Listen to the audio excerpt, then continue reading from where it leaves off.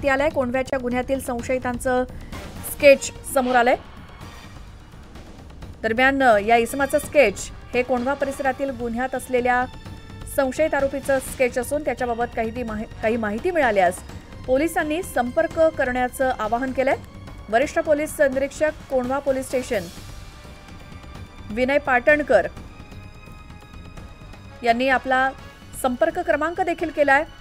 जर कोणाला आढळल्यास 8691 999 689 या क्रमांकावरती संपर्क साधण्याचं आवाहन करण्यात आलंय।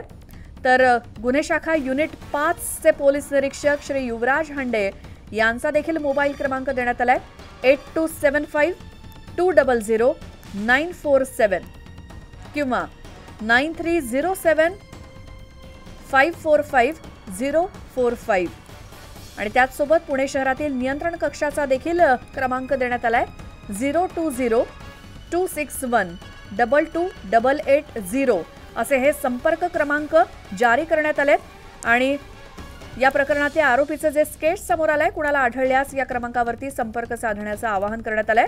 अधिक माहितीसाठी आमचे प्रतिनिधी वैभव सोनावणे यांच्याकडे जाऊयात। वैभव। श्वेता, पुणे पोलिसांनी स्केचेस जे आहेत ते जारी केलेले आहेत। अजूनही आरोपी कोण आहेत याचा मागोवा पोलिसांना, याचा माग जो आहे तो पोलिसांना काढता आलेला नाही। आयडेंटिफिकेशन अजूनही आरोपींचं झालेलं नाहीये।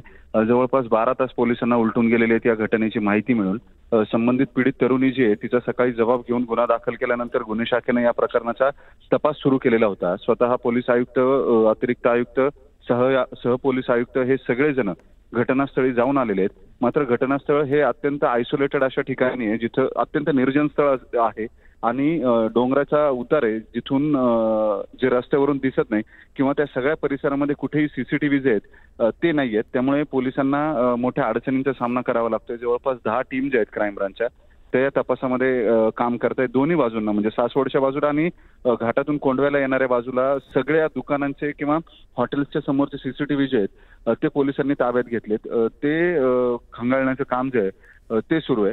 ते सोबतच या सगळ्या परिसरामध्ये डम डाटा घेऊन त्या वेळेमध्ये कुठले कुठले मोबाईल जे आहेत ते शोधण्याचं काम पोलिसांकडून सुरू आहे। मात्र हा परिसर जो आहे त्या ठिकाणी मोबाईललाही रेंज नाहीये आणि आसपास वेगवेगळ्या टॉवरवरून सातत्यानं मोबाईलचं नेटवर्क स्विच होत असतं। त्यामुळे डम डाटा मिळण्यामध्ये सुद्धा मोठ्या अडचणी ज्या आहेत त्या पोलिसांना निर्माण होत आहेत। सगळं होत असताना पोलिसांनी काही जो मुलगा या पीडित मुलीबरोबर होता त्याच्या माहितीवरून स्केचेस जे आहेत ते स्केचेस बनवलेले आहेत आणि हे 2 स्केचेस जारी करण्यात आलेले आहेत। समोर आलेत। बिलकुल वैभव, धन्यवाद या माहितीसाठी।